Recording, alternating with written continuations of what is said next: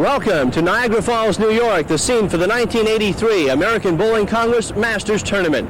Hello everyone, I'm Pat Scanlon, and Ms. Lou Sports is happy to bring you today's finals of the ABC Masters Tournament. It all began earlier this week at the Niagara Falls International Convention Center. Over 400 bowlers attempted to qualify, 64 advanced, and today 5 men remain competing for a share of a $200,000 purse, the richest purse in pro bowling. $40,000 will go to today's winner. It should be a great final, so stay with us for the 33rd Annual ABC Masters Tournament. The following is a feature presentation of Television Sports USA, the Mizlu Television Network. From the International Convention Center in Niagara Falls, New York, Fram Autolite present the finals of the 33rd Annual American Bowling Congress Masters Tournament. The 1983 ABC Masters is brought to you by Fram, who make the oil and air filters that help keep your car running, and by Autolite, who make the spark plug with a wide heat range.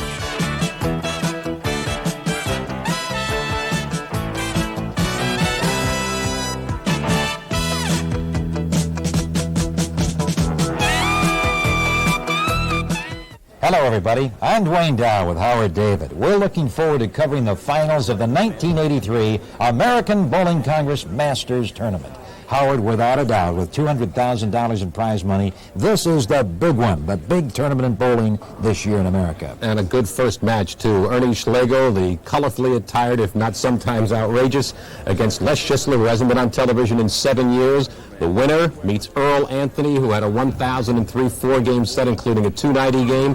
That winner will then meet Mike Laskowski, the school teacher from Harvard DeGraw, Maryland, who's making his first tournament appearance this week.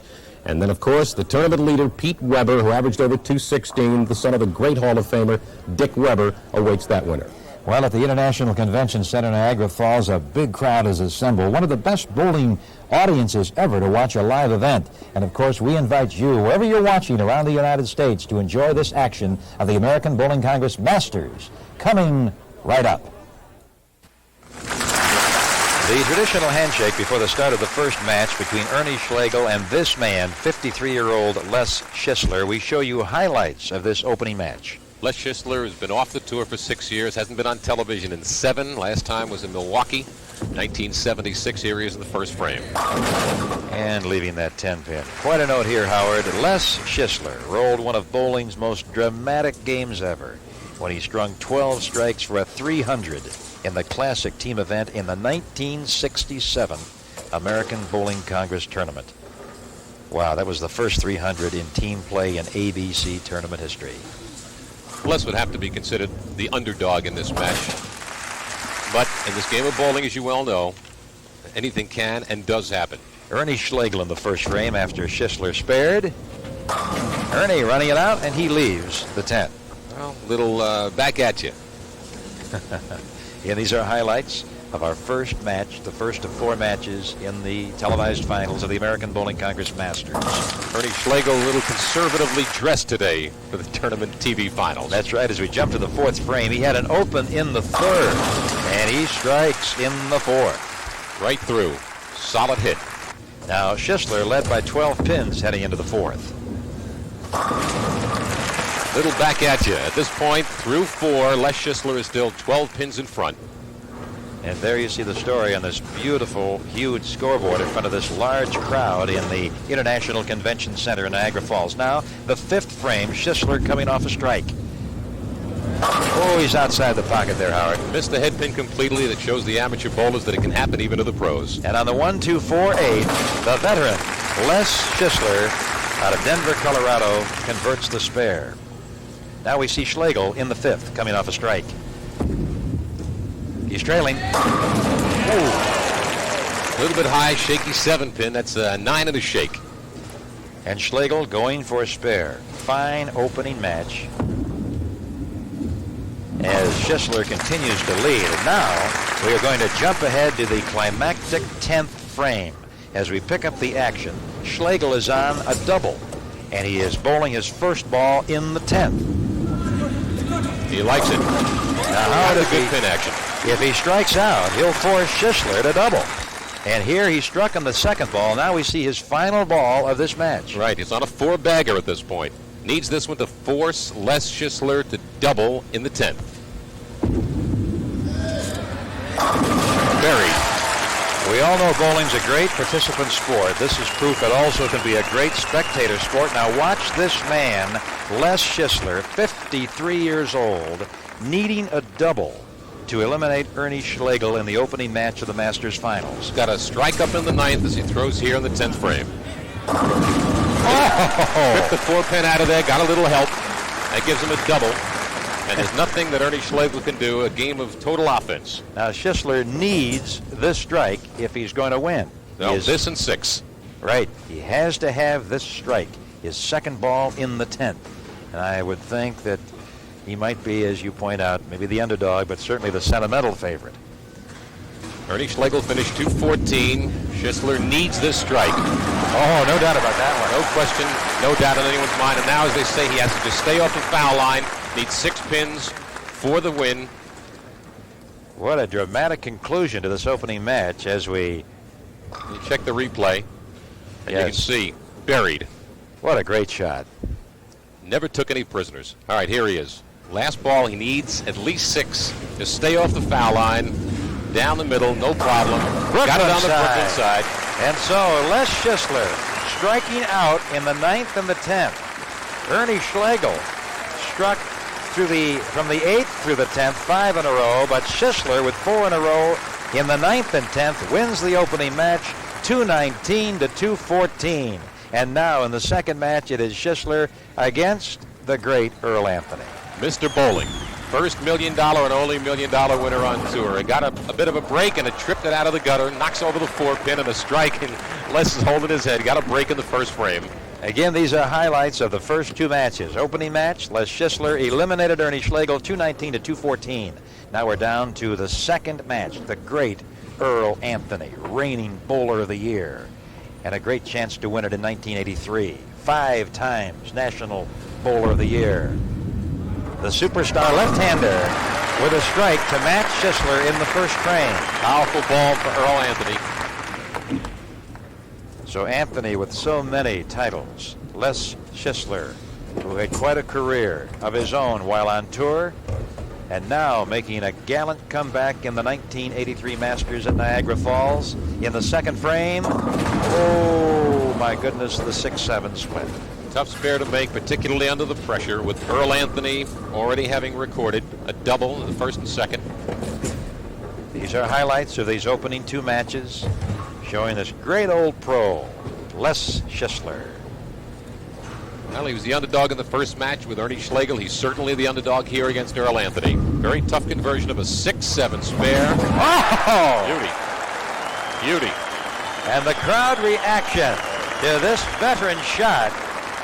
And he has done so much to gain their favor early in these finals, Howard Davis. Well, he's got to go cross alley, slide the 6 across the lane. Stays out of the channel, just gets a piece, and that's what you have to do. Knocks over the 7, and a wonderful spare on the second frame for Les Schisler. Now, a little later, Anthony struck in the second for a double, and we pick him up in the third as he tries for a turkey. Great concentration by a great champion. Such an easy release. Oh, he does make it look easy, but there, Howard, he was outside the pocket and left the 1-3. You'll never see Earl Anthony do that twice in a game. I won't say never. Rarely would you see Earl Anthony do that. Miss the pocket. Yeah, it's rare. So the Earl, great gentleman, used to have a crew cut, of course, many, many years ago, and so many championships. This year he won the PBA National Championship again. There, a spare in the third. And now we jump ahead to late in the match. Anthony at this point has a lead of 16 pins, and here's Earl in the 7th frame. A little bit high on the hit, leaves a 10-pin, almost left a 6-10. So Anthony in command after some early heroics by Schisler, who has really done more than anyone would ever expect that he would do in this championship. Anthony now with a good lead. Well, here it is on the replay. You'll see Earl's shot coming up a little bit high, almost a nosedive. Gets a little bit of pin action out of the channel, kicks out the 6-pin, the 10 is still standing. Now, Anthony getting that spare in the 7th. The winner of this match to take on an unknown Mike Listowski, a school teacher out of Maryland, and we'll talk about him as we get into that next match when we go to our complete match coverage. These are highlights. You saw Anthony, or you saw Schisler rather, eliminate Ernie Schlegel 219 to 214. And here now, Earl Anthony. Anthony, a winner of this tournament, the ABC Masters back in 1977, along with a number of other titles. And Earl in the 8th frame comes up with a strike. Schisler had spared in his 7th frame. And here is Schisler coming up with a 9 count in the bottom of the 8th. So Schisler gamely hanging on, but trailing by a goodly amount of over 25 pins at this point in the match, and it's getting late. It's 27 to be exact, Wayne, at this point. So here's Schisler going after that 10 pin in the 8th frame, and the right-hander from Denver, the veteran, converting on the 10. Well, I believe that Les would have to think of himself at this point very fortunate to be this far into the tournament, although at this point you see he trails by 17. Now Schisler in the 9th. Schisler coming off a spare in the 8th frame. Showing 150 through the 8th. Trying for a strike here in the 9th. Oh, a solid hit, but leaving the 7th. Again, a little bit high, leaving the 7 pin, kicking the 4 out of there. And it was almost a must strike, if not a must strike at this point for Les Schisler. Yes, it certainly appears now that Earl Anthony will be the man to move on in the Masters. Anthony already has won the Masters once in his illustrious career. 1977. And Schisler getting the conversion here in the 9th frame, but now Anthony going for a double in his half of the 9th, as Earl seems well on his way to a game of over 200 in his initial match here in these finals of the 1983 American Bowling Congress Masters. You see that big crowd back there, Howard, in Niagara Falls. What a turnout for a bowling championship. And you see the turnouts all over the country are bigger now than they've ever been before. Bowling is back on the beam where it was, I'll say, maybe 10, 12 years ago. And a lot of thanks to the American Bowling Congress for the boom of the 80s and this great sport as Anthony doubles in the 8th and the 9th, and that wraps it up.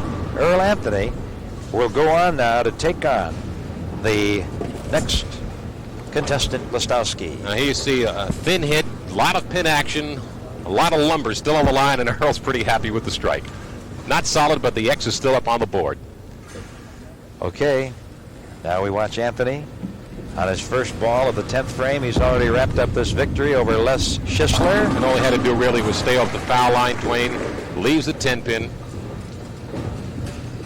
And so it'll be Anthony, the best known professional in the country, against the least known professional in these finals, Mike Listowski.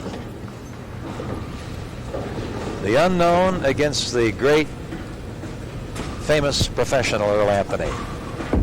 And the Earl with his second ball as he looks down at the foul line and converts the 10 pin here in the 10th frame. So Earl will have one more shot, and if he strikes, it'll be a 217.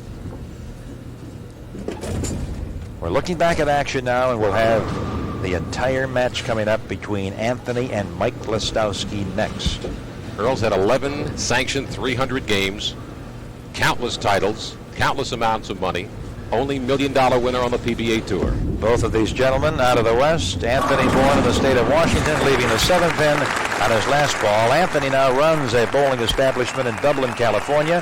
He shot 216 and sits down as Les Schisler comes up on his final effort, the final frame for him in this much-remembered 1983 Masters for the man from Colorado on the nose and the baby swing. 3-10 split for Les Schisler, knowing that it's all over for him. But has to feel pretty good about his showing this week at the ABC Masters. Good showing. Yeah, how many men in their 50s have done as well in the history of this event as Schisler picking up the 3, leaving the 10, and winding up with 177. Anthony versus Mike Listowski next. We'll be right back.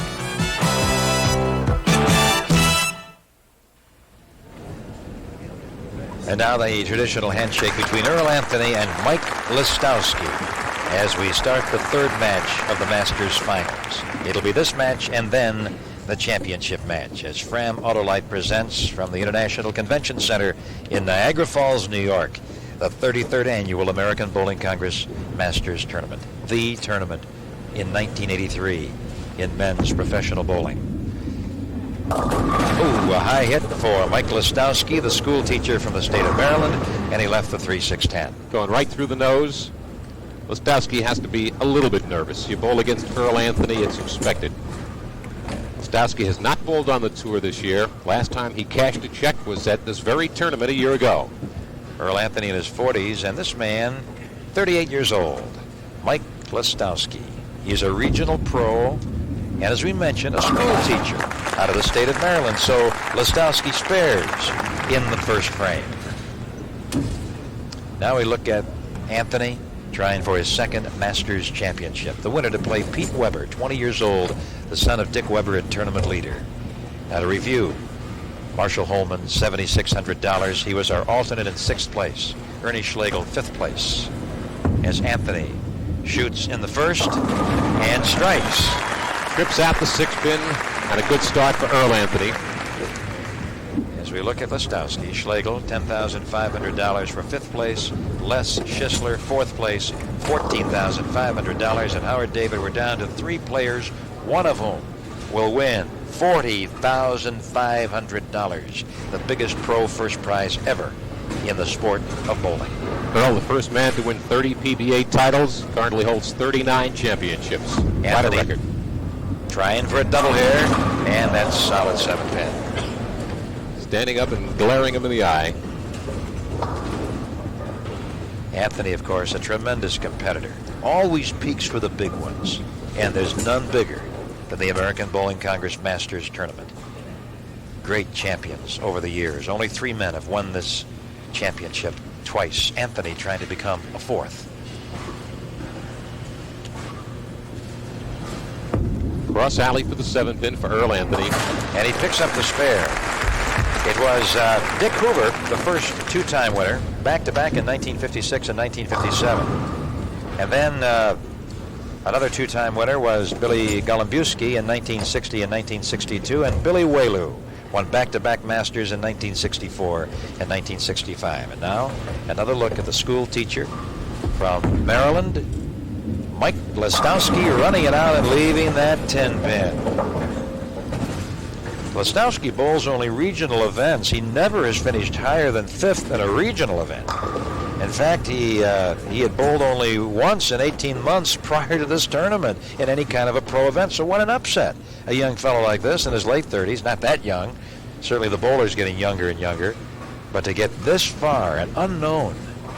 School teachers do well, Dwayne, in recreational sports. Listowski, Steve Miserak, the professional billiard player, a reformed school teacher, not reformed school, but a reformed school teacher. Yes. Listowski trailing by 1 through 2 frames. This fellow, Howard, teaches the 6th, 7th, and 8th grades, a social studies teacher at the Cherry Hill Middle School in Elkton, Maryland. So I'm sure they're watching this telecast are a number of youngsters who really are rooting for their teacher, Mr. Listowski. And he's outside the pocket there and left the 1-2-8. Missing the head pin entirely. He's not too happy with himself at this point. You can't get too far down to a player of Earl Anthony's caliber. It's a constant uphill struggle. Listowski 36 pins in the second, trying for a spare here in the third. Anthony 20 pins in the first. He has a spare up in the second. And there you see I love this view of this right on the bowling lane as Listowski goes for this 3-pin spare and covers it as the textbook would indicate you should. Perfect cover. Good spare. Listowski may be a little intimidated. Who wouldn't be? This fellow, Listowski's watched the great Earl over the years on television, I'm sure. And obviously, this is quite a challenge for him as Anthony comes up in the third frame off a spare in the second. 5-time bowler of the year.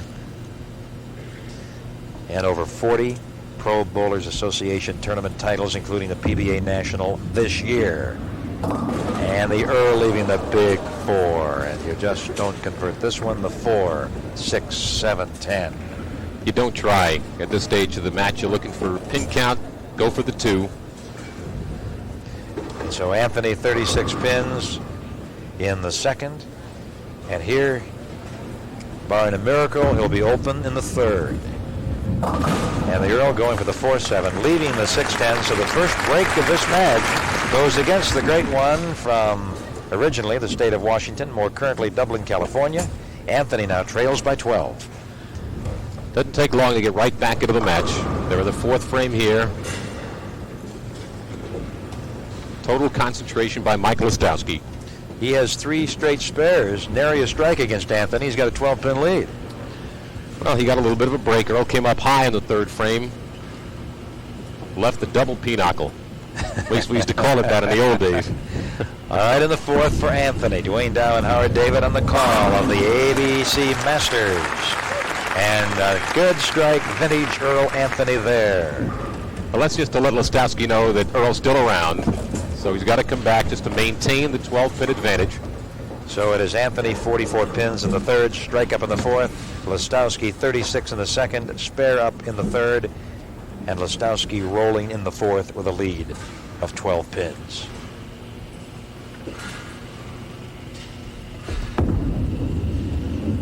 Going to his knees and picking it up. So Listowski with his first strike of the match.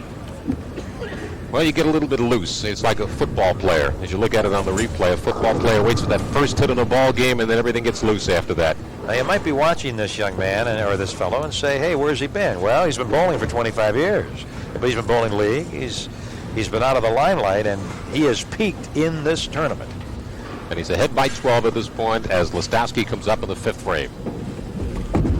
So here's Mike trying for a double. Oh, yes. Yes, stripped the 4-pin out of there. A little high hit. Got a little action out of the channel. And a double for Mike Listowski, and a big double at that. So what a match unfolding here as this unknown from the state of Maryland taking command against the reigning superstar of the game. Well, you know, it's almost like a feeling of I've got nothing to lose. I'll go out and do as best I can. If it's good enough, fine. If it's not, nobody expected me to be this far anyway. Anthony in the tournament received his biggest scare from Tita Samiz, the veteran from Fairfield, New Jersey, as Anthony beat Samiz by 10 pins, 897 to 887 in their 4-game match. And there is Anthony coming up a little late. Got the bucket here in the fifth frame.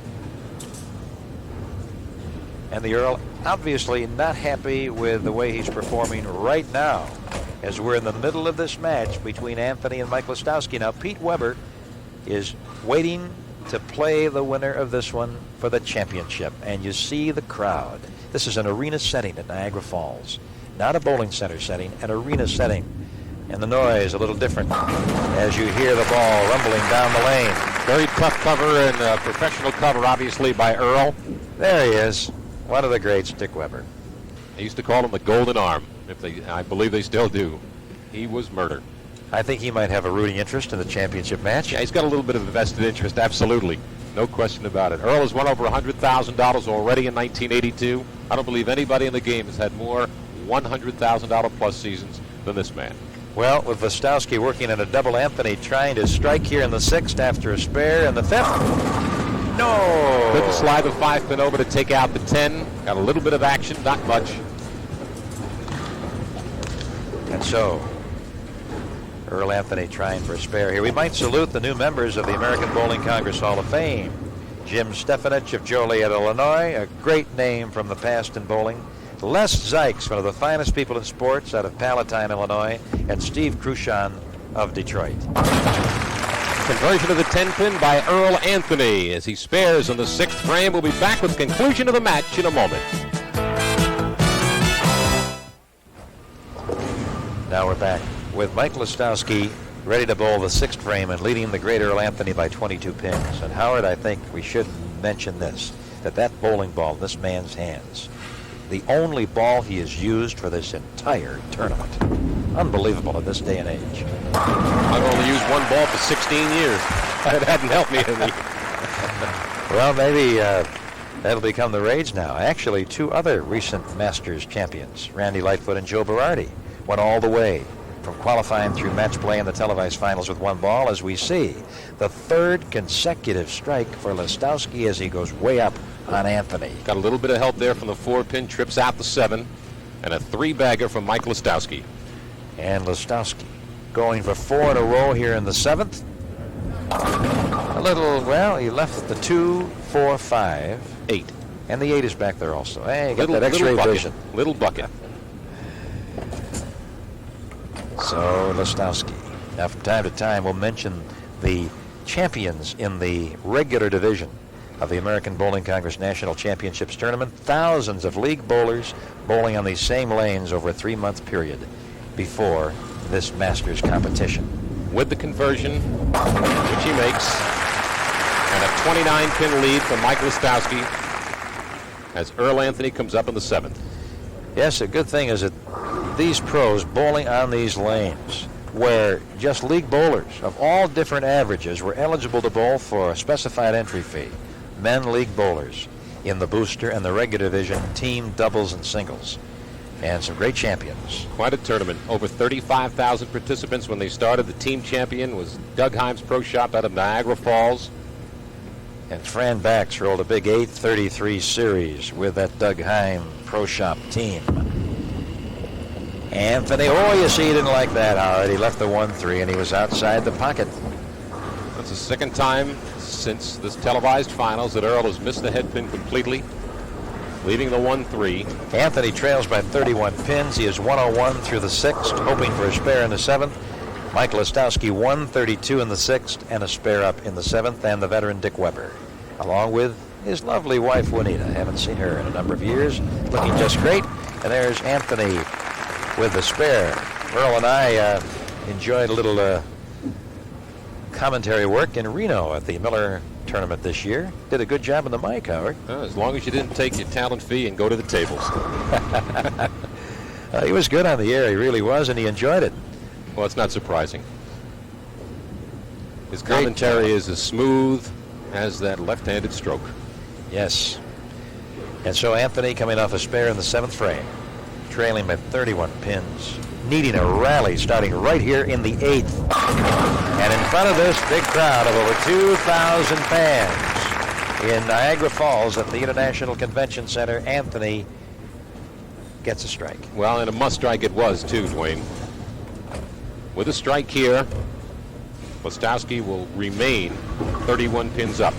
Man in that red coat, you know he's an American Bowling Congress official. And Listowski now bowling in the 8th frame.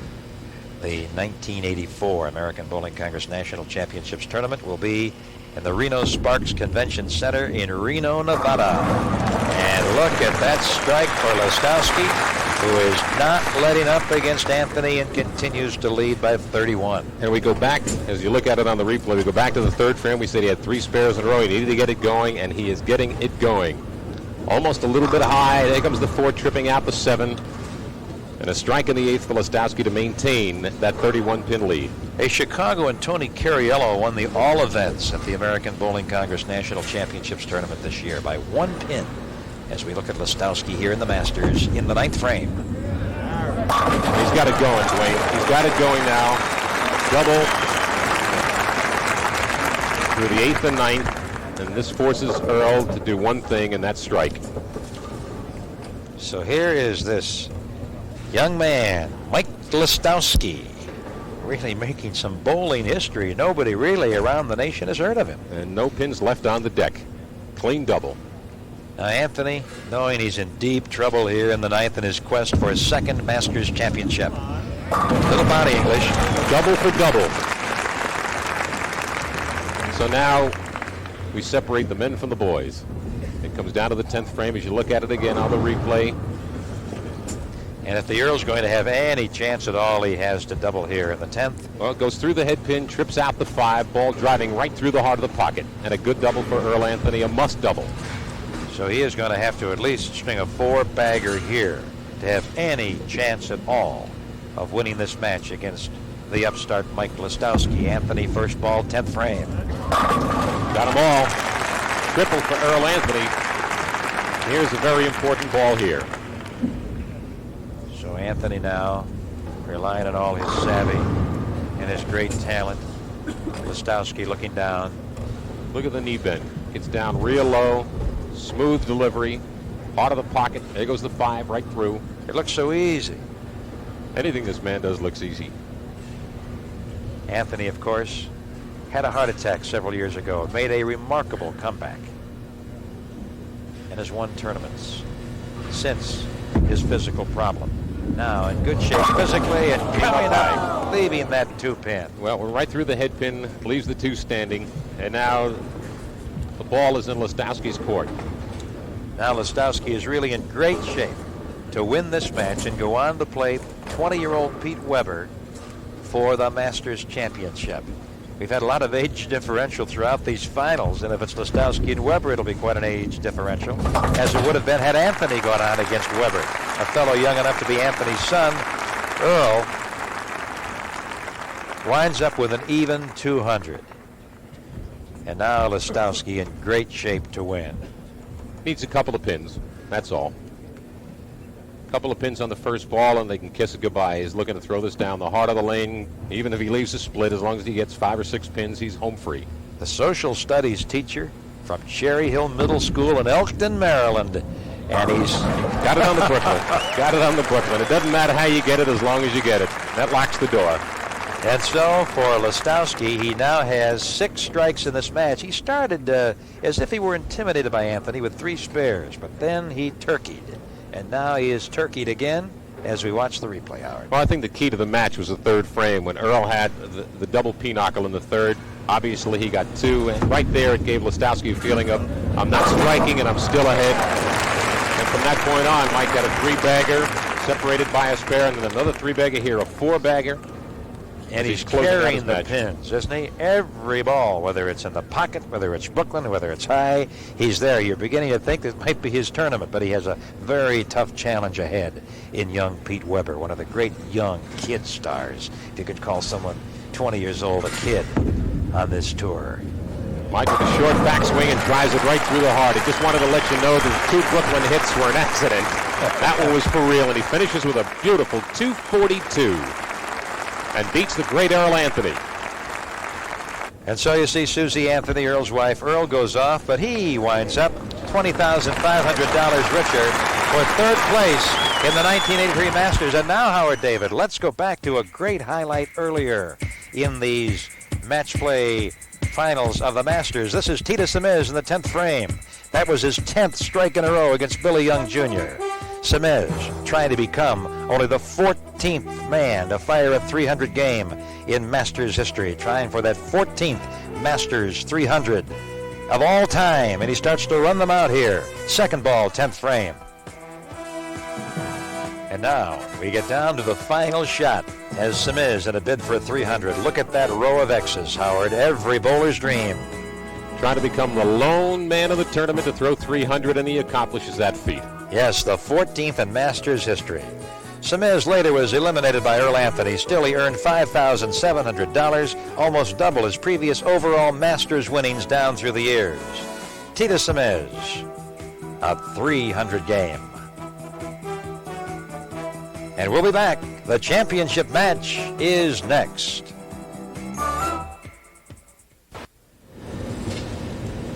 We look at Pete Weber, who now bowls Mike Listowski for the 1983 American Bowling Congress Masters Championship.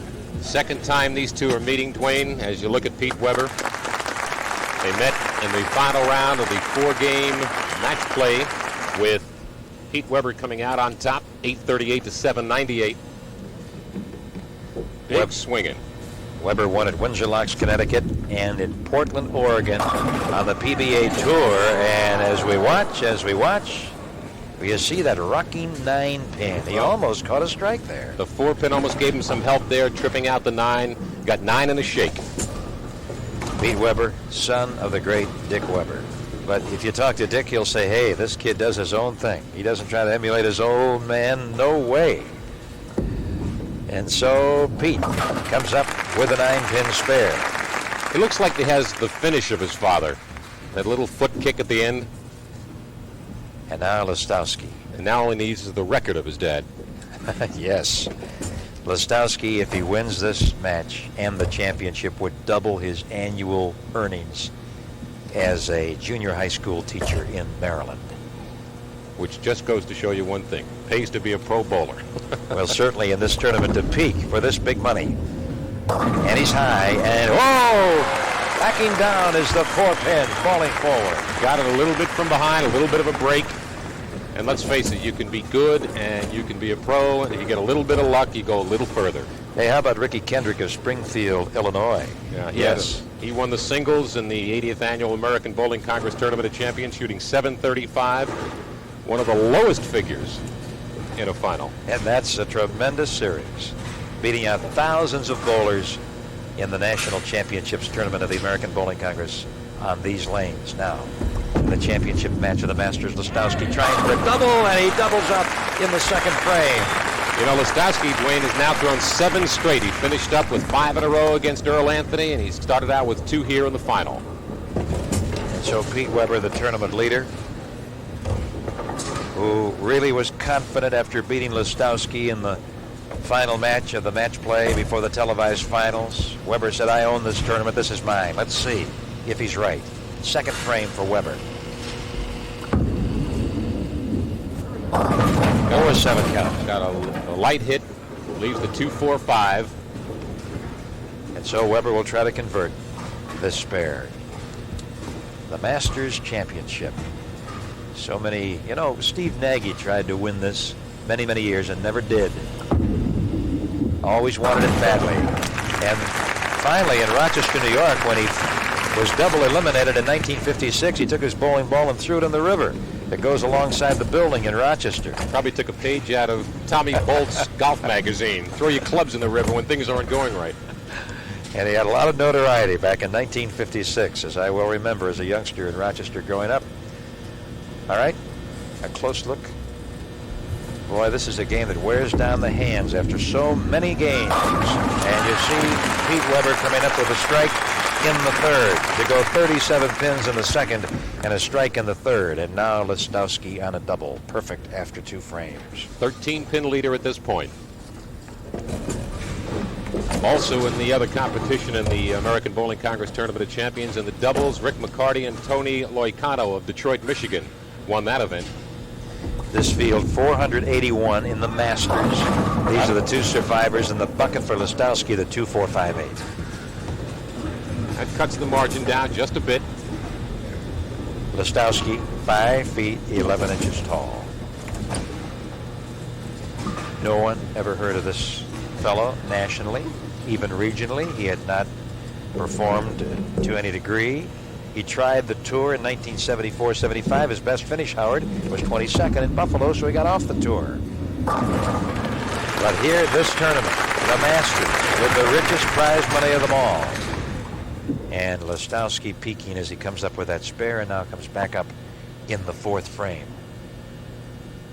Listowski right now in the 4th. Coming in light, shaking, and a strike for Listowski in the 4th frame. And so he strikes in 3 of the first 4 frames against Pete Weber. Here you get a look at it on the replay. See the good arm swing, the good extension by Listowski. A little bit light on the hit, good pin action. A few pins still on the deck, but they're all down. All right, this match very, very close right now. Well, a double here for Pete Weber. It put him up by 1 pin. So let's see if Weber can come up with a strike that he needs here to take the lead. And he did. Bullseye. Very strong. Very, very strong. Weber beat the defending champion Joe Berardi earlier. As a matter of fact, he gave Berardi his first loss in the tournament, 855 to 823. Berardi eventually finished 11th. Lost to Earl Anthony, 877 to 823. So Weber going for 3 in a row, trying for that turkey here in the 5th frame of the championship match of the Masters. And as we look at his dad, Dick Weber, and we leaves a 2-pin. Come up with a 9-pin count for Pete. And going after that single pin and converting the 2 in the 5th frame. So Pete Weber, 86 pins in the 4th, spare up in the 5th. Mike Listowski has 66 pins in the 3rd, strike up in the 4th. Listowski bowling in the 5th. One final mention of some of the other winners in the ABC Tournament of Champions, the Team All Events Kender Corporation of Milwaukee, Wisconsin. Some of the greatest bowlers in the world came out of Milwaukee. Oh, that's a great team. They've done very well over the years. And there, the 4th pin for Listowski.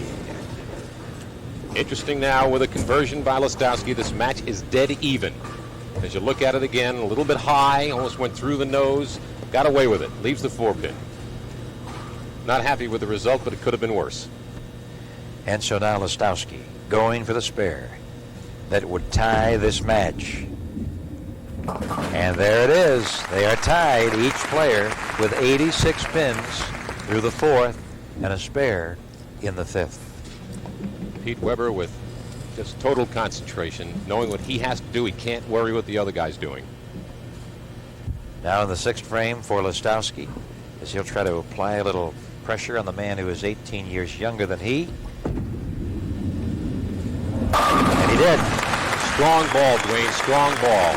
So Listowski strikes in the 6th. We'll be back for the conclusion in a moment. And so we go to the 6th frame. Pete Weber on a spare.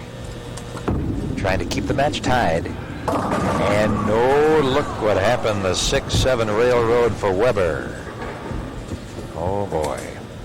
So Pete falls behind by 2 pins and now might fall behind by even more with this split. And Dad was watching and he knows that that was a very crucial, this is a very crucial split.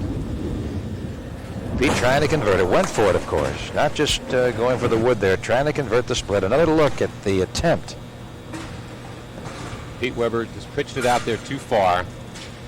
And now he's in a really difficult position. He sure is. 112 and open through the 6th. And trailing by 24 pins as he comes in light and leaves the bucket. And Weber now is going to need a rally here.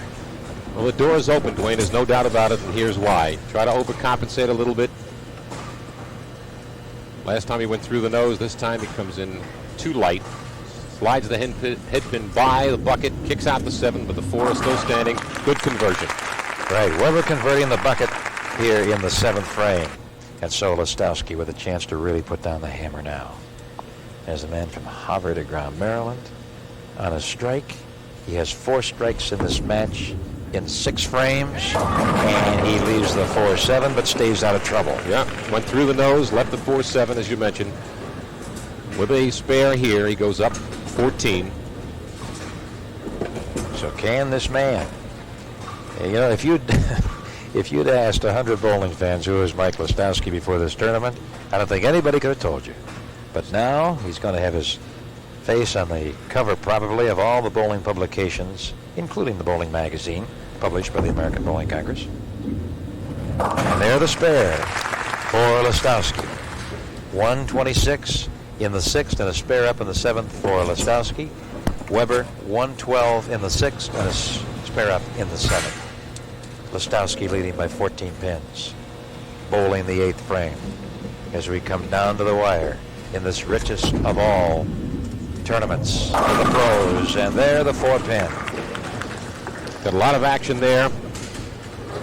Fortunately, just the 1 pin. You would think that the man who had just come off beating Earl Anthony with a 242 would be a little bit more relaxed, but keep in mind they're playing for over $40,000 in first prize money. A lot of pressure and a good conversion. Yes, he picks it up. Les Schisler beat Ernie Schlegel 219 to 214. Then in the second match, Earl Anthony eliminated Schisler 216 to 177. Anthony was eliminated by Listowski 242 to 200. And here is Pete Weber leaving the 2-pin. Weber goes on to convert this 2-pin and also scores another spare in the 9th as we pick up Listowski bowling in the 9th frame. He's high. Oh, and he does what Weber did earlier, leaving the 6-7. This makes it a match going into the 10th frame and brings Weber back into it. Pete Weber opened up the door and Listowski just kept it open. So now we have a very, very close match, just a few pins apart, and either man can win it as we will go into the 10th frame and a nice attempt, but with that open frame by Listowski, we have a very, very close match as we approach the 10th frame, and Listowski striking first ball in the 10th. Listowski with the strike to start the 10th, and a lead right now of just a couple of pins as we're in the 10th frame. Strike here and 8 and it's all over.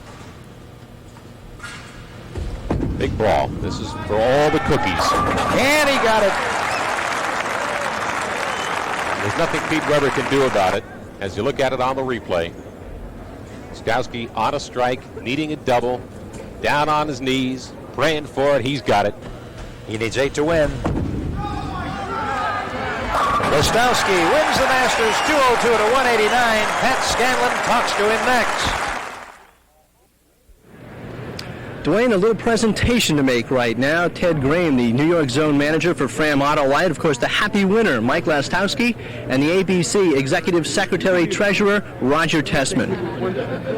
I want to present this check, and this check is to be used for the building fund for the Bowling Hall of Fame and Museum, and it's presented on behalf of Fram Auto Light and Mike, our winner. Congratulations. Thank you very much. Thank you.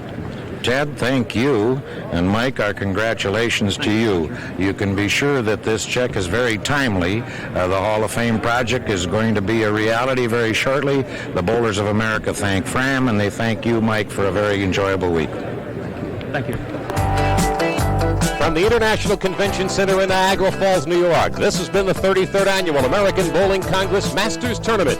This program has been brought to you by Fram Oil and Air Filters and by Autolite Spark Plugs. Fram and Autolite are Bendix companies.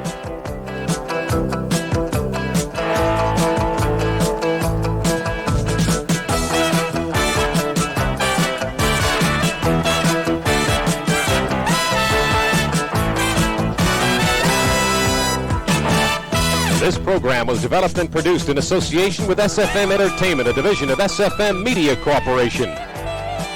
This has been a feature presentation of Television Sports USA, the Mizlu Television Network.